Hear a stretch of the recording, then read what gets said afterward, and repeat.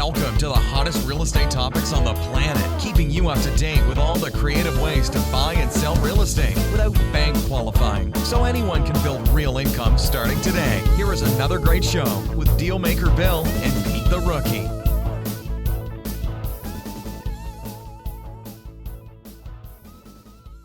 All right, here we are in another episode of Flipping Houses for Rookies.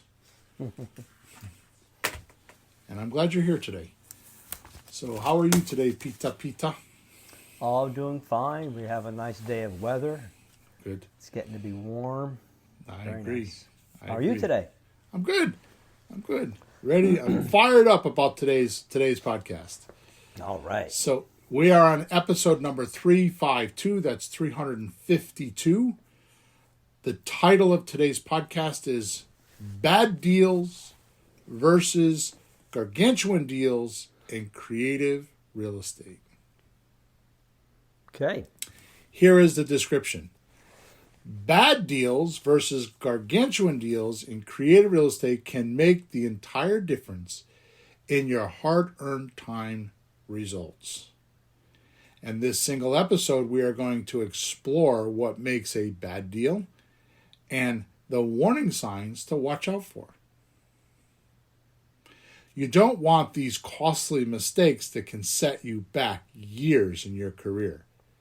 So it is essential to understand how to identify and avoid them.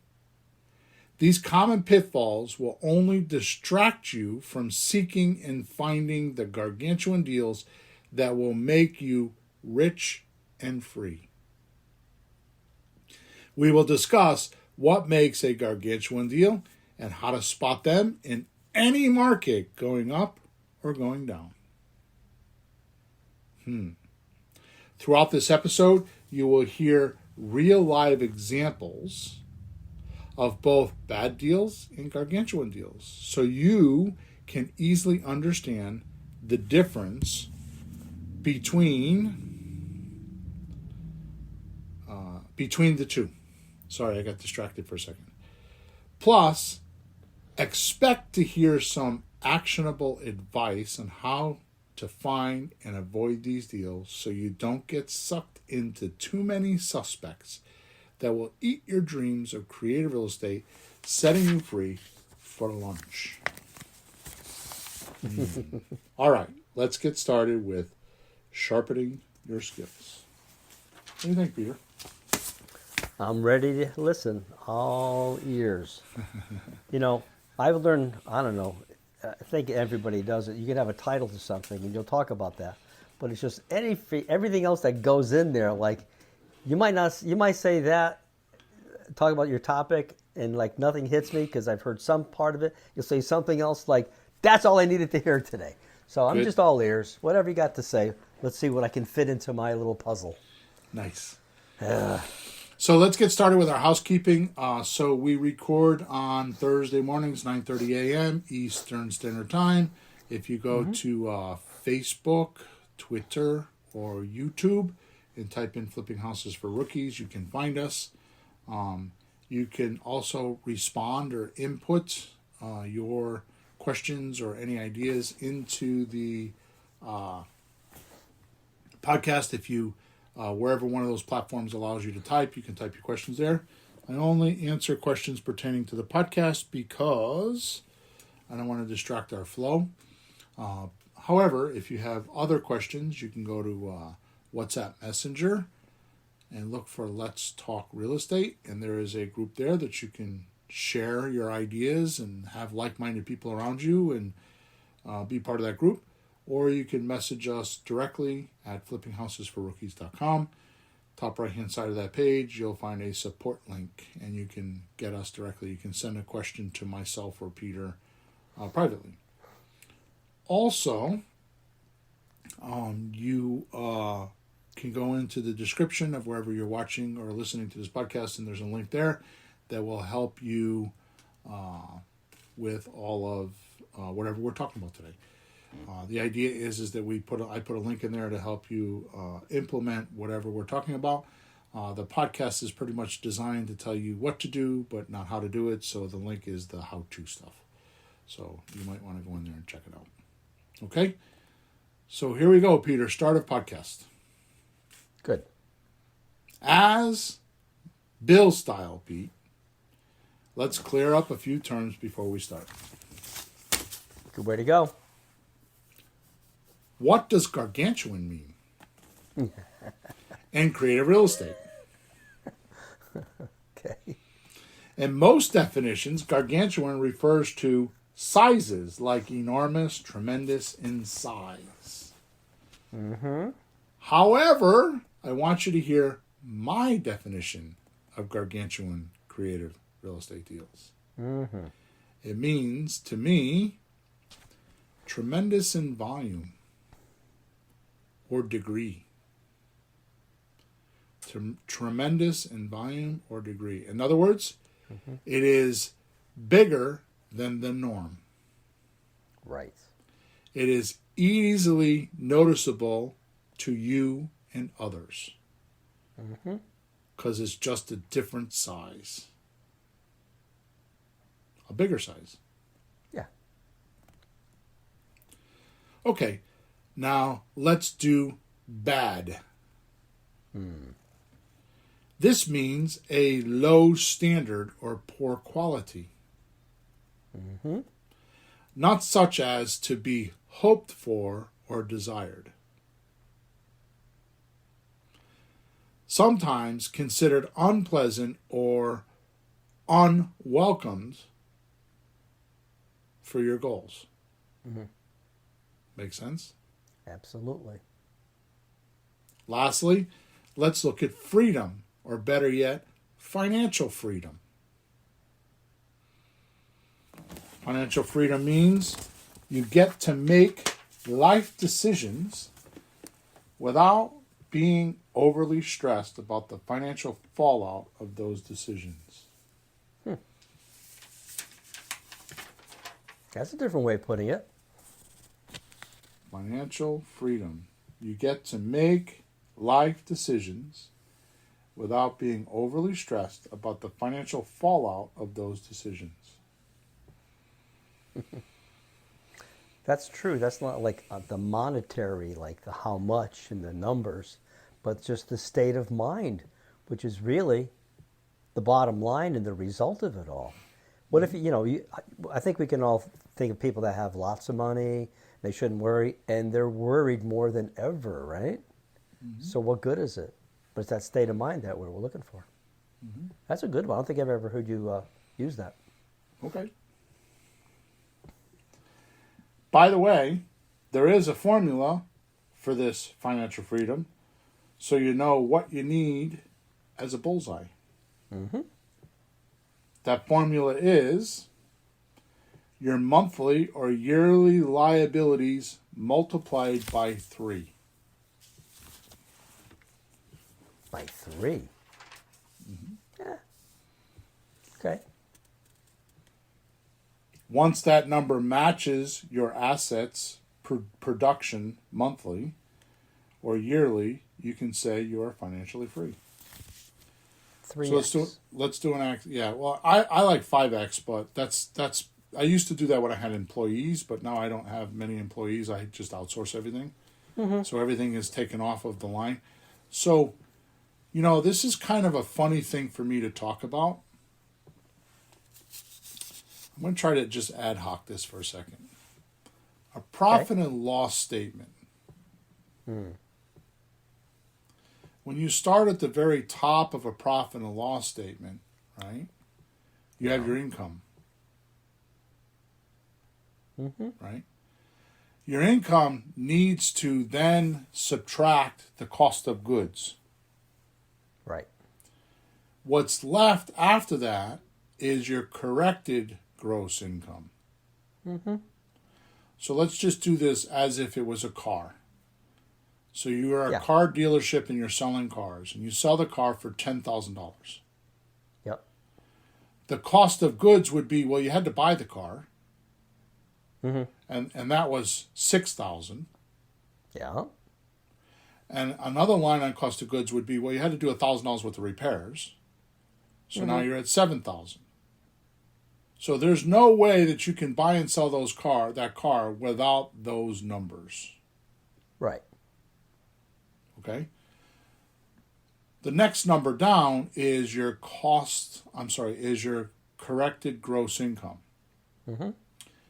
Once you're down to there, now that's where your rent and your light bill and your payroll and all your monthly expenses come out. Got it. So you have a $10,000 car, $6,000 to buy the car, $1,000 to do repairs. So your corrected gross income is $7,000. I'm sorry, $3,000. $3,000. Three. Yep. Is $3,000. So you have $3,000 to pay for your, and I don't mean the whole rent. You need to break things down, but to pay your electric bill, your phone bill, pay your help, pay your, all that kind of stuff. Right? Yep. And then at the very bottom, when you get all of those expenses done, you have a net profit, which is spendable cash, as I always refer to, hip National Bank, baby. Yes. Right? Yep. So does that make sense? Sure. Is it clear? Yeah. Well, my wife does the bookkeeping, so I don't have to pay much attention to the details. But it's true. Even my music lessons, same thing. Deduct this, deduct that, deduct this, then you get the final number. But you have the actual goods coming off, like the repairs gives you corrected, then after other miscellaneous expenses, well, if we were to do a house, it would be something like this. So we sold the house for $100,000. We bought it for $60,000. Mm-hmm. We put $10,000 worth of repairs in it, so now we own it for $70,000. Yeah. Right. Now we're down at the corrected gross income, And that's at and out 30. of that, we need to cover our holding costs. We need to cover the cost of money to borrow, right? Yeah. Our interest fees. We need to cover the utilities and our mortgage payments and whatever we have until we get it sold, and then it comes down to maybe $5,000 profit. Good. Right. Yeah. So, reality TV isn't going to teach you that. They talk about gross numbers. So the reason why I use 3% is because when I owned an auto repair shop, what I used to do is for my labor rate, because what most people do when they're trying to figure out what their labor rate is, and I'm going to bring all this back to the podcast here in a minute. Mm-hmm. What most people would do is they would call around and see what everybody else is charging for labor, and they would go up or down. That doesn't work for Bill. Mm-hmm. So what I did is after studying and learning and whatever, because I got really good at that business too. I owned a auto repair shop and a gas station for almost 27 years. So I did really well with it. And then I kind of got a little cuckoo at the end and blew a bunch of money. But anyways, I have a technician, we'll say a auto mechanic that would make, and they didn't make this, they never made this amount of money. It was too low. But say they make $10 an hour. Yeah. I would multiply the $10 an hour by 1.25 or 25%. So what I would do is my direct cost was $12.50. Your what? My direct cost was $12.50 because I added 25%. Okay? So what that meant was I would pay him $10 and then I would have FDIC and Social Security. I had to match his deductions, which most employees don't know that their boss is matching their deductions. So if they got $300 taken out of their check, that means the boss paid $300 too. Got it. Okay. So what I did for my labor rate is if it was $12.50, I would multiply that by 3. So $12.50 times 3. So my labor rate should be no less than $37.50. So I would probably make my labor rate $40. Yeah. Okay. So when I'm doing this with real estate, I've decided to do the same thing. So here's what I'm talking about. Let's bring it back to the podcast. So if you need to replace, are you back? You keep freezing. You okay? Oh, yeah, I didn't know it was freezing. Yeah, okay. So if you have $1,000 a year, $1,000 a week job, right? In other words, your gross pay is $1,000. Yeah. That means you're doing $52,000 a year, give or take. Yeah. So what you need to do is you need to have assets that produce $150,000 a year. Mm-hmm.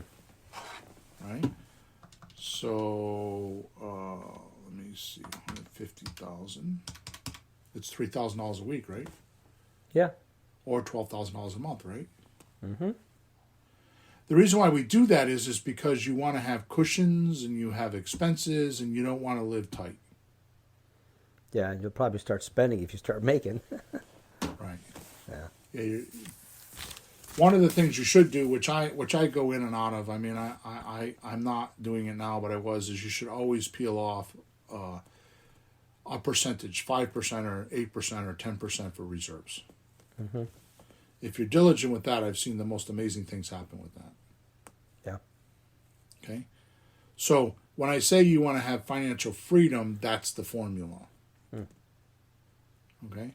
But I'm getting way ahead of myself. I have more things to cover before we get into the deal structuring. And this is, as far as I am concerned, this is the highlight, or to be not to be perverted, but the orgasm of this podcast. This is the highlight in my mind. It won't be in your mind or the listeners' minds. But I promise you, if you listen to me and fix this one thing, your life will change. That is not a promise. That's a wholehearted, 100%, 1,000% fact. The word low key. The words low key. Didn't see that coming. Okay. So if you have a mentality of being low key, when taking the approach on creative real estate or on anything, on their deals, if you're low key with your deals or your financial freedom, then you will not make it. The definition of low key is not intense, is what comes to mind at first. It's modest or restrained, or other words. So what I have found, and I'm going to, all right, so let me finish that. Mostly it means moderate or easygoing. It even means of low or moderate intensity. Mm-hmm.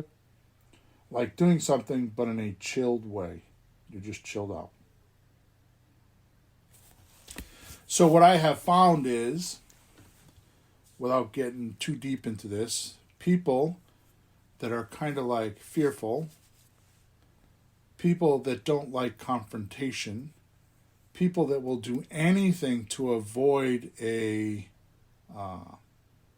disruption or loud noises or a public embarrassment, somebody that has an ego and doesn't, and they feel like they're portraying that ego to others and they want people to think of them a certain way even though they are not that way, right? People that are showing off, people that are trying to hide their true feelings are low-key. Because here's what penetrates low-key. Confront. Confront. Let's look that up. Am I making sense? Yeah, no, that's a question that I think I asked you in the beginning, like when we're doing this, when we're talking to people, what makes it work? Is it just the facts of the matter, or do you have to have your personality and your intention in on it, your drive, like pushing it through? How much can you ramrod it through? How much has to be factual, informational? How does it combine? Am I being too nice to people? Am I being, all those things? Because I remember being at an event and they were trying to help people in the audience with deals, right? And they would call for them. And they called the guy, hey, we got someone on the phone for you, got a deal for you. The guy took his sweet-ass time walking to the stage. He looked like the most disinterested board person in the world. Yep. And I said to myself, he's not going to do well. Right. I hadn't thought of the word low-key, but it's totally low-key. It was like, is anybody home? Right. Yipes. I wouldn't want to go like watch a movie with the guy, forget do business with him. So, good.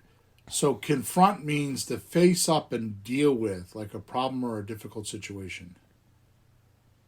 Yeah, I I mean, actually know the derivation of that one. It's with your forehead, with your head, your fronds, With your face. forehead, like like right in there, in your face, with your face. Yeah. Yeah, because some other ones it are up meet once. someone face to face with hostile or argumentative intent.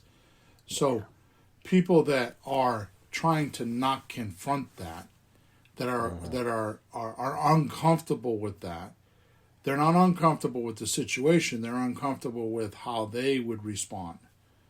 They're afraid they're going to get squashed or smashed or get hurt. Right? And the reason why this comes about is because of too many losses in the past, and they're trying to prevent the loss in the future. Okay, so my point is, if you have this mentality, the likelihood of you finding gargantuan deals are going to be slim. Yeah. So if you're going to do it in a chill way, like, after the kids go to bed at night and after your wife, you have dinner and you satisfy everybody else, now it's your turn at 8 o'clock at night to do real estate, it's the wrong way. Right? It's like you want to be the lead horse of this here wagon. Yeah. Right? You want to be out front. So doing creative real estate this way does reduce stress caused by pushing yourself or the deals to be gargantuan. So I can tell you that your biggest payday is on the other side, just the other side of the fear. It's on the other side of what you're not confronting, which, by the way, what causes fear is lack of confront. Yep. If you face your problems and you hit them head on, and here's what I have found, it's kind of like, it's the definition of a good executive as far as I'm concerned. A really good executive sees indicators early on. Like you have normal income of $10,000 a month. And this month it was $9,700. Yeah. Instead of just being low key and saying, yeah, well, it's Christmas, or yeah, well, so-and-so was on vacation. Right? That's right.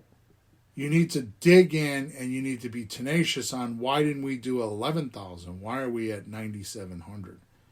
Yeah. Most will wait and say, so and so was on vacation. And then next month it's at 9,300. And then next thing you know, it's 3 months later and you're at 5,500 and payroll is 6,000. Yep. Okay? So this is what happens with low-key people, is they don't hit the... So just what I explained, they don't hit it early enough, and it grows bigger. So now instead of being a $300 problem, like in my example, now it's a $4,000 problem or a $4,500 problem. And it's harder to deal with. Yep. So that's why I say, when you're doing deals and you're talking to sellers, you confront their concerns and considerations in the ugliness of the deal right away. Otherwise, you're just massaging your own ego. As I say in the past, it's a gross saying, but it's mental masturbation on your part. You're just playing with yourself in your mind.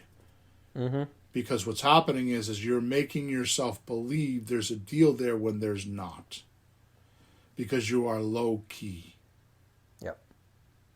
I worked with somebody years ago, and it was like a sales type of thing of helping people and getting them to do things that were good for them. Doctors have to do that. Registrars have to do that. And I'd see them talk to somebody, and something would happen, like they would flinch, or they wouldn't answer something, or they get quiet. And like if you're a chicken a chicken shit, you just ignore it. I'll hope it goes away and I get the sale or I help the. But he said, what happened? And he would dig into every little thing and find out what's going on and help the person through it. Instead of just ignoring it and like, well, I hope it's not a problem. Talk about it. Bring it up. Don't. But then again, he could face it. He could confront it. He wasn't afraid. And because of that, things went better instead of worse.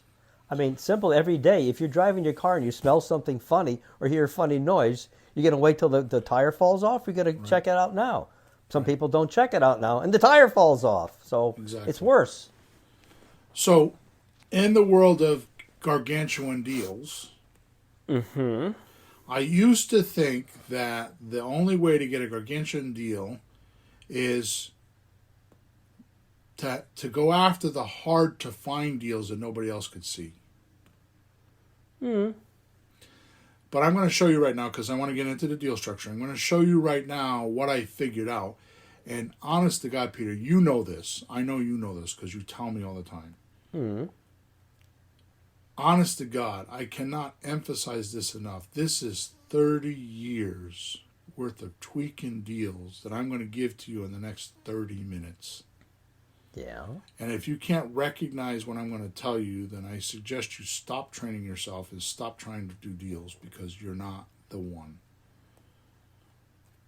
Oh, that's cold. But it's true. Okay, so the first thing, let's get into the deal structuring. First thing that each deal needs to decide where the money is. Right? So you have to decide on every deal where is the money. And that can only happen if you calculate the entire deal, not just pieces and parts of the deal. Exactly. The whole story. We do this with the great equalizer that I talk about a lot that is, I promise you, is used low-key. Money now, money monthly, money later. I can tell you with absolute 1,000,000% certainty, coaching a lot of people, some have made millions and have amazing businesses. I'll never forget one of the coaching clients I had, his objective for my coaching was to be with me for 1 year so he could make enough money that he could buy a sailboat and sail, I forgot, not around the world, but to sail for 1 year. Yeah. Not only did he do it, but it is probably 5 years later, and he's one of my best lenders. And I see his posts on Facebook in his boat. Yeah. I see it. I know what you're talking about. He made enough money to leave his job, buy a boat, and they went sailing for 1 year. He took a year off and went sailing, I think from Maine to Florida or something like that. And he had a blast. Yep.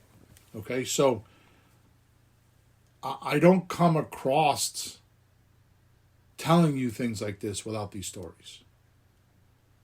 Okay? Yeah. Every single time somebody brings me a deal, I think and I voice to my coaching client, where's the money now? Where's the money monthly? Where's the money later? You hear me doing it on the coaching calls. You hear me doing it with you. You hear you do it to me. And it makes you think, where is the money? Right? This formula totals the entire deal structure automatically for you. So you can see the total profits and how much time you should put into this deal or not.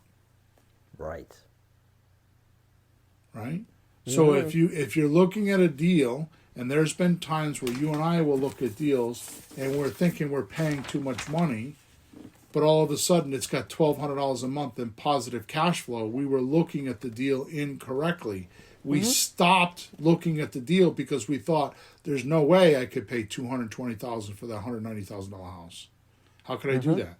Yep. But the terms are so good that we could buy a house $10,000, $12,000, $20,000, $10,000, $20,000, $30,000 over market value. I've got several of them where I'm making $500, $600 a month, and I overpaid for them. Yep. Right. So let me give you a good and a bad example of this so it makes sense to you. Okay. Okay. So the first example is, and you can write these numbers down if you're listening, The house is worth $240,000. Seller's asking $260,000. But it's free and clear. Free and clear means there's no mortgage. Yeah. By the way, 35%, and I would venture to say after COVID that number's higher, but 35% of this country does not have a mortgage on it. And that irritates the living crap out of the banker. He wants that money so bad. Oh, you wouldn't know. They push the tellers to sell mortgages and loans. Yep. The tellers at the front, not the guy at the desk, the poor teller. Yep. But 2 family members are tellers. And we have to make these quotas. Like, oh my God, they just want the interest. Bill, they want the cash flow. There you go. Cash flow. So you offer to pay this seller $260,000 within 7 years, which nowadays I don't even do 7 years. I start with, I'll pay $1,000 a month for how long? For 260 months till it's paid off. But in the beginning, I would do, so you offer this seller for to pay $260 for 7 years, and you tell the seller you can pay him $1,000 a month, principal only payments. Now, at first glance, without our great equalizer formula, it looks like you're paying too much. Yep. As a side note, when you use a bank with interest to buy a house and go a full 30 years paying monthly, you're paying, by the way, 2.5 to 3 times the purchase price. Remember, we used to do this in seminar, right? Yeah. So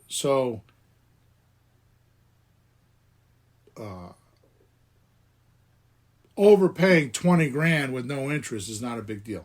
So we used to do this in seminars. Like, how much did you pay for your house? Oh, I paid, $200,000.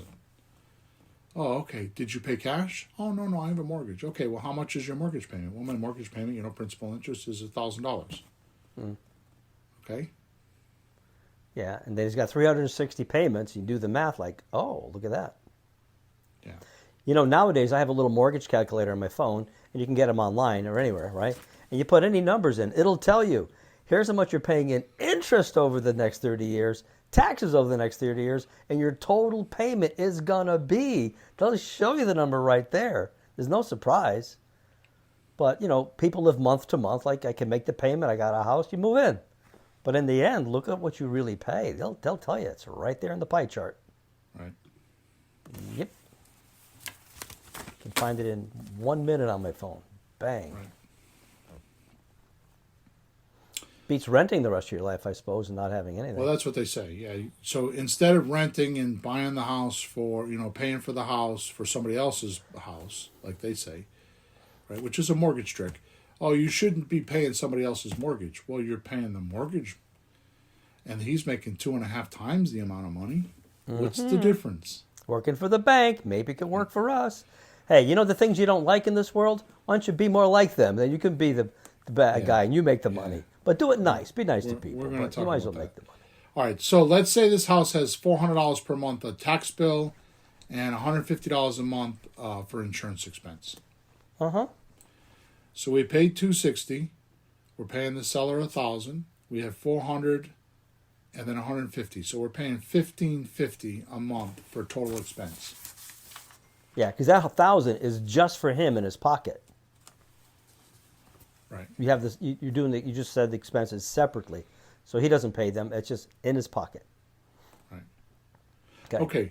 Now we get our tenant buyer to pay $1,950.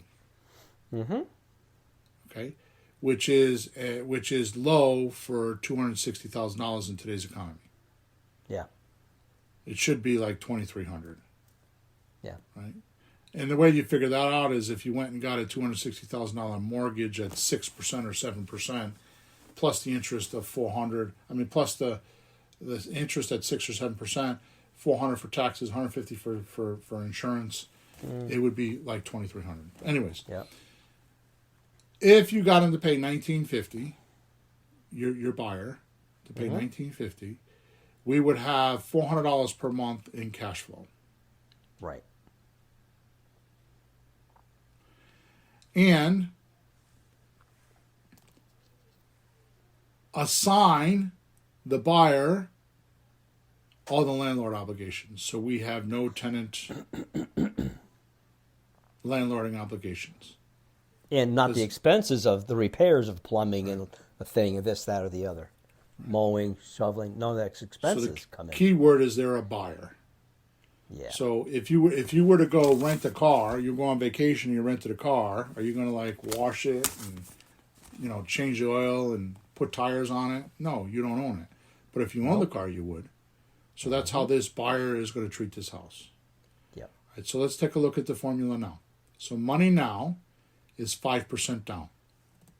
Okay. I suggest you don't do less than 5% because they're going to need that much for an FHA mortgage. You could get a 3% mortgage, but I wouldn't bank on that. I would make sure. I know that 5% is pretty certain you can get a mortgage for 5%. Right. Even though you might be able to get 3%, I want to get the higher number to make sure there's no trouble. You're going to have enough trouble with them getting them qualified for a mortgage. You don't want to beg them for more money. So get your money first. And when they give us the 5%, that counts to the bank as they made that down payment already. Right. No, it doesn't matter how many years later. They always had that, right? So that means you're getting $13,000 now. Mm-hmm. Right? Plus you're getting $400 a month positive cash flow.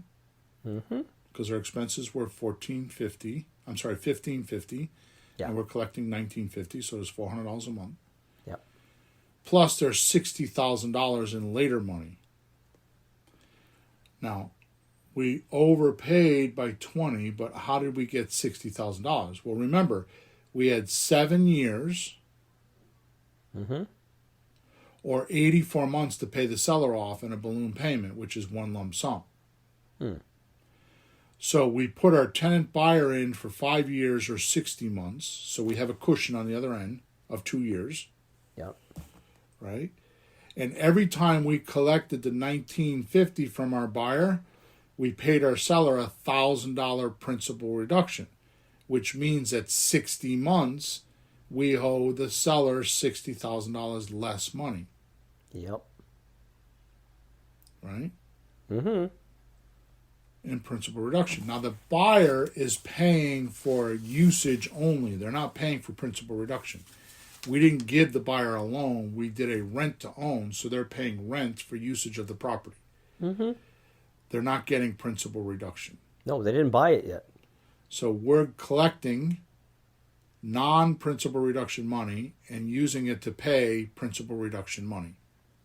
Gives us $60,000. Yep. So if you add up the $13,000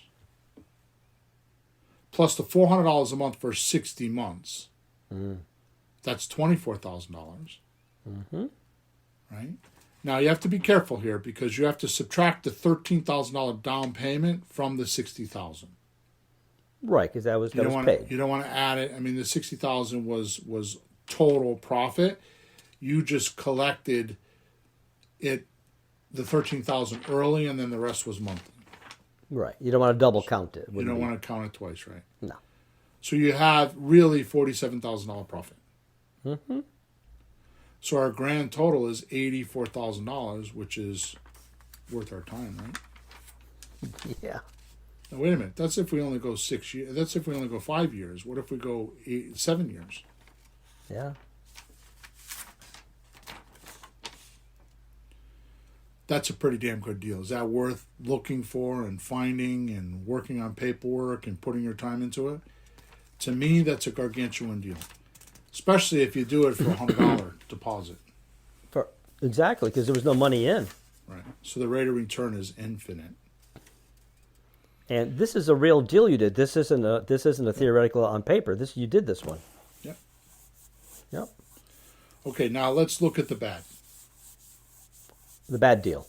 Yep. Okay. And this doesn't mean you should not do these deals. It just means you limit your time and focus on them. Okay? Let's do a slot deal. Okay. A slot deal is a sandwich, lease, option, transfer. It's an acronym. It's a joke. It's actually a joke because you and I were in the car one day and I said, I was explaining the deals to you, I'm smoking a cigar, and you're like listening, right? And I said a slot deal. It's like a slot machine, Pete. You put $10 in and you get back $100. Yeah. That's right. Right? Cha-ching. And it's a sandwich lease option transfer. The easiest way to understand this type of transaction is it's like wholesaling lease options. So you get a lease option with your seller and you wholesale it to your buyer for a fee. Yep. Okay? Which means you don't stay in the deal. Mm-hmm. Okay. So here's the numbers. Let's say the house is worth $180,000. Yeah. Seller owes $180,000 and can't afford to pay the closing cost of 12 to 15% out of pocket. That's right. Okay, so 12 to 15% is, 5 to 6% would be realtor cost or, marketing cost. 3% is negotiating because nobody ever pays full price. 3% is for repairs, which is more like what I call bribe money. Means that the inspector came in and charged $400 or $500 and is justifying his fee by finding things that are wrong. Even if it's a beautiful house, he'll find code violations. Bottom line is, for that $400 or $500, he'll spook your buyer, and now you gotta either do the repairs or give him money at closing to keep him in the deal. Average is 3%. And then you have another 3% for closing cost. 1% of that is conveyance tax. It's 0.5% for the city, 0.5% for the state. That varies. Sometimes it's 3/4 and 1/2, but it's no less than 1%. That's the ball. That's right. Turns out. By the way, my son just had an appraisal on his house, or an inspection. $800 covered everything, I believe. It was $800, and it's a beautiful looking house. I took a look at it. There's a crack in the electrical system coming into the house, and they got water going into the electric panel. So, yeah. And it's you couldn't see that. It's like, what a nice house. My God, look at this thing. Beautiful. Doesn't need a thing. The floors are nice. Everything's painted. Just move in. There. How much? $3,000, $4,000. Yep. Just like that. Yep. That happened this week. Yep. So the last 3% is the closing costs, which 1% is conveyance tax, and then you're going to have your closing agent or attorney. You're going to have, prorated taxes, prorated sewer, prorated water, prorated oil, whatever. Yeah. That's, if you can get it down to 3%, that's good. Sometimes it's more than 3%. Yep. Okay. So the house is worth $180,000. They can't afford to pay the 12 or 15%. Yep. So they owe $180,000, and the house is worth $180,000. Looks like there's no profit in there at all, doesn't it? Right. The monthly payments are $1,485 per month, and that's with the taxes and insurance, and it's all loaded up. Yeah. And the seller is willing to wait a minimum of 2 years to get the loan paid off. They're just glad that they don't have to pay 12% or 15%. Yeah. I mean, how much is that? 180,000 times 15% is $12,000. Yep. That can't be right. No. 180, It's 27. Times, I did 18 plus half of 18. yeah, 27,000. You're right. Yeah. I use Italian calculation on that.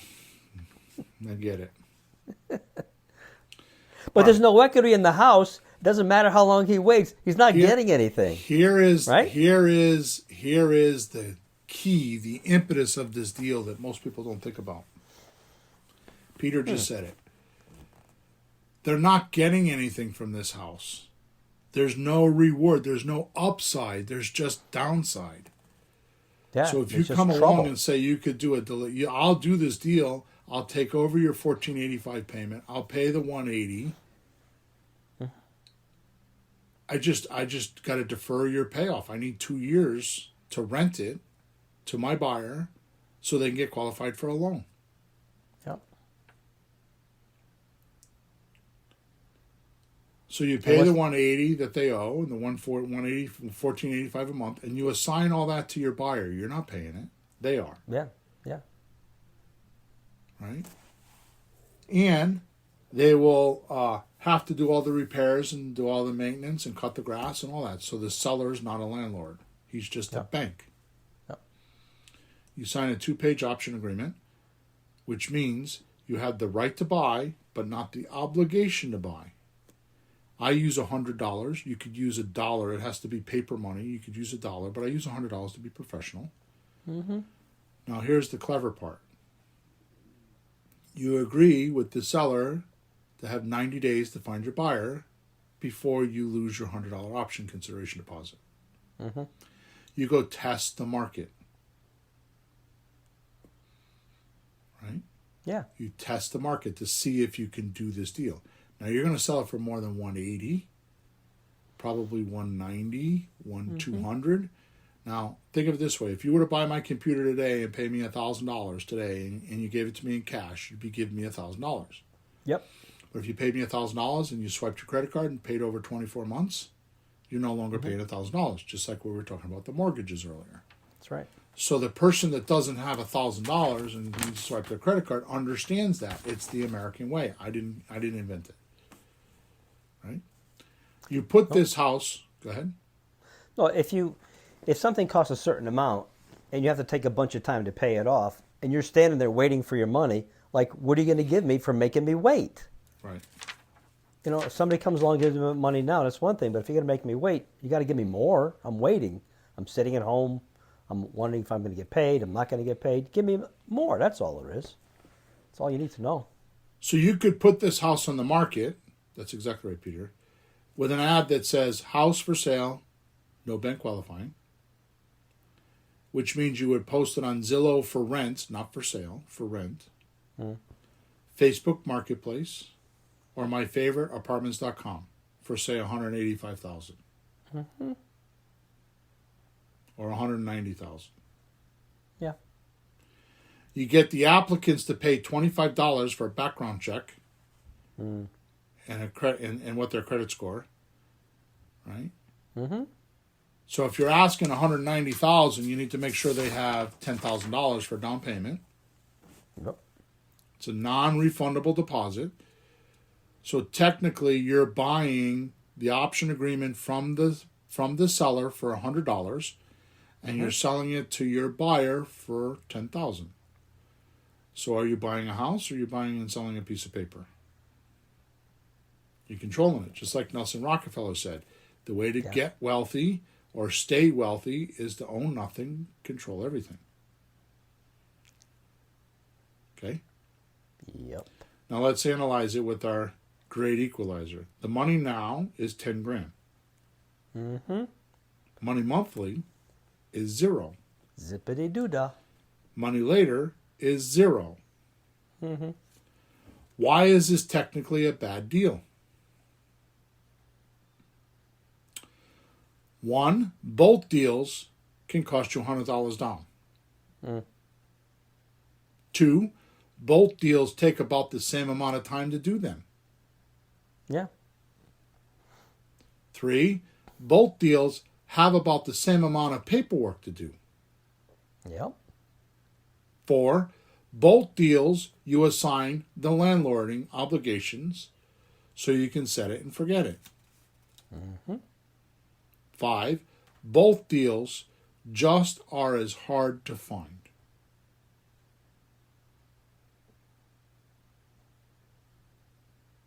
Right?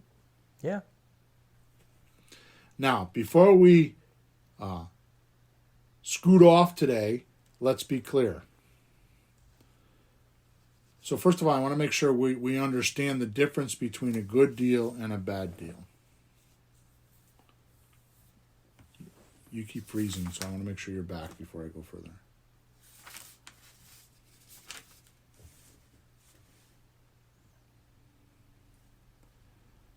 Peter's frozen. There you are. You're back. Boy, we both disappeared as far as I could see there for a few seconds. I think it's a video card in your computer that keeps doing that. So Yeah. Yeah. Maybe So time for a new computer. yeah, it's time for a new. It's not maybe you need a new computer. So, anyways, the point is that if you're going to work and find deals, now I'm not telling you not to do slot deals because it would be wonderful to have $10,000 worth of cash flow. Mm-hmm. But that is not the way you're going to retire early. And the great equalizer is to look at the entire deal, which is money now, money monthly, money later. That's the entire deal. That's the only way you can look at it. You can't look at it any other way. Well, a slot deal is more like a job. Yeah. Because you get paid once and it's over. The lease option, category number 3 in the deal structures, that's more like an investment because it goes on for 2 years, 5 years, 7 years, 10 years, and money keeps coming. And there's a chunk at the end. The longer it goes, there's more there is at the end. So it definitely is an investment with a payoff at the end. That's the difference. So the point that I think we need to make here is if you're wholesaling or trying to wholesale real estate, you're trying to look for ugly houses with motivated sellers that will sell you for 40, 50, 60 cents on a dollar. Mm-hmm. And if you've been doing that all through COVID, you'll realize that's not so easy. Not to mention, there are a lot of people that are trying to buy these contracts for $100. Not a lot of people closing on these contracts with the money. Mm-hmm. So yeah, there's a lot of wholesalers out there looking to pass their contracts along, looking for the money guys, and there's not a lot of money guys. Mm-hmm. Or the wholesaler gets frustrated because they're on the phones, instead of paying $50,000 or $60,000 for a $100,000 house. Next thing you know, they're going to do an $80,000 deal and shop it around because they have no deals and they don't know what else to do. Yep. So the point is those wholesalers are dealing with ugly houses. The slot deal is a wholesaler, but doing it with pretty deals. So it's the same concept of having a job on the phone, dialing people, except you have more opportunity with a slot deal and a pretty house than you do with an ugly house. Mm-hmm. Because, first of all, ugly houses need talented people to fix them. Yeah. Pretty houses just need somebody to pay for them. The only talent is, can you pay every month? And you could do that mathematically. What we do is, in this particular case, if you have a $1,485 a month mortgage, we're just looking for somebody to pay make 3 times that money. So they need to make $4,500 a month, and they qualify. And it doesn't have to be one person. It could be a couple people. As long as whoever's going on the lease has to make more than $4,500 a month. I just did this with a deal. It's actually an apartment that I have, because I have apartments. Yeah. Right? So I had 3 people that applied for this apartment, and it's an apartment, so I want to make sure that's clear because I'm a landlord, right? But the point that I'm going to teach you right now, or tell you about right now, is the point that I'm trying to make. So I had one applicant that made $88,000 a year. Mm-hmm. The rent is $1,595, $1,600. It's a 1,700 square foot second floor apartment. It's the second and third floor. It's got 4 bedrooms, possibly 5. Okay, it's a big place. That's bigger than most houses. I just spent $15,000 renovating this place. So it's bigger than most houses. Yeah. So I'm getting $1,595 a month. Mm-hmm. So my first applicant has $88,000 a year income. She's got 4 kids, 2 young ones, 2 teenagers. That's without his income. He's kind of a stay-at-home dad, but he's got like income, right? Yeah. But they had an eviction. Oh. The second person comes along and they, actually, I'm giving you the wrong deal. I'm sorry, I'm giving you the wrong deal. I'm going to back up. This was the house in Windsor I was selling. I'm sorry, this is the house in Windsor. Oh, yeah, the lease option? I was selling on a lease option. I'm giving you the wrong deal. Yeah. Actually, let me finish the one that I had. So the second applicant I had I think they had $40,000 worth of income, but really good credit, and there's just two of them. Yeah. And then the third application that I had was the same thing. They had like $50,000 a year worth of income. Anyways, the bottom line is that I picked the first one to focus on, and I called the landlord to find out that the landlord had a two right around the corner, like literally 3 blocks away, had a 2-family house, and he evicted the second floor tenant already and was now evicting the first floor. He was evicting them because of a time restraint. In other words, they were past their lease by a year or two. They've been in this place for like 7 years. Yeah. And when I talked to the guy, I was very frank with him, and I found out that the reason why he's evicting is because he wants to renovate and he wants to get more money for rent because everybody in the neighborhood is getting more money. So he threw them out for his purpose, not that they did anything wrong. Right. So I hunted it down for a week, and I chose them, and they were very appreciative for me walking in. Mm-hmm. Right. Now let's go to Windsor, the house in Windsor that I just sold. Right. Same deal. I had a guy that come along. We're selling for $190. Right. Yep. Guy comes in and he says he's going to put 20% down, which is a $34,000 deposit. Mm-hmm. But he only wants to pay $150. We settle at $170. Okay. And he's going to pay what we're asking, $1,675 for the rent, which makes like $400 a month or $300 a month. Second guy comes in and says, and he's got sufficient income. The second guy comes in and says he's got $12,000 down, which is what I was asking, and he'll pay $1,675 a month. Mm-hmm. Third guy comes in and he's got $7,000 to put down. He's self-employed, and he's moving from New Jersey. I put the third guy in. And the reason why I did is because, first of all, I didn't want the $24,000 because what am I going to do with that? I have to go reinvest it. I'd rather have it in the house. And I didn't want to sell for $170. Because if he was starting off on that foot, then that means he's going to nickel and dime me all the way. Mm-hmm. Every little thing he's going to want to get paid for. Yeah. So the middle guy started out by telling me he had $8,000 and wouldn't give me any more, and that's all he had, and he wasn't willing to pay down payment assistance. Okay. So the third guy, I picked him, and then he called back. After I picked the third guy, he called back. The middle guy said, I just did a job. I got the $12,000 now. Can I do it? Yeah. So he would have been a good candidate. But the reason why I picked the third guy is because he's self-employed. He's an electrician. And this guy was motivated. Everything he told me he was going to do, he did it in an hour.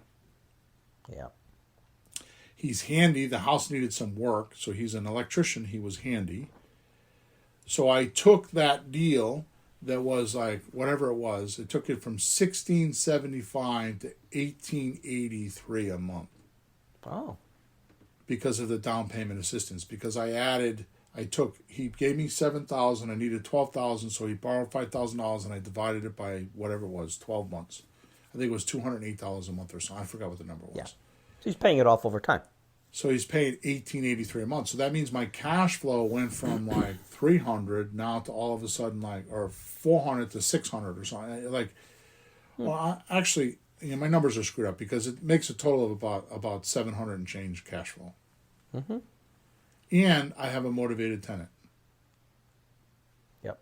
And I actually think this guy was all over his credit score. I actually think he's going to cash this out, which I'd like to do with this property. Yeah. I think he's actually going to go get a loan within a year, and he's going to do it. Huh.